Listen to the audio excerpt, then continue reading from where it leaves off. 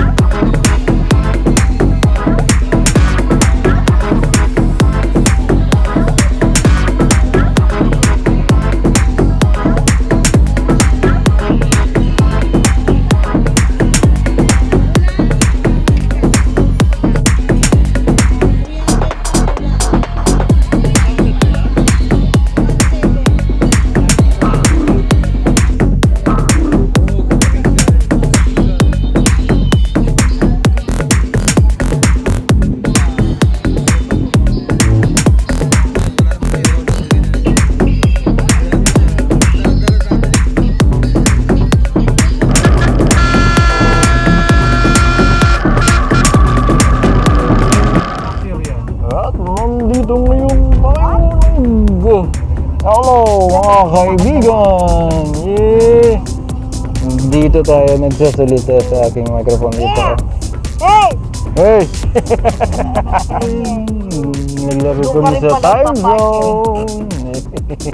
Kasama si Kuya. Ano na palanunan mo? Kuya. No! No! Ride safe is law.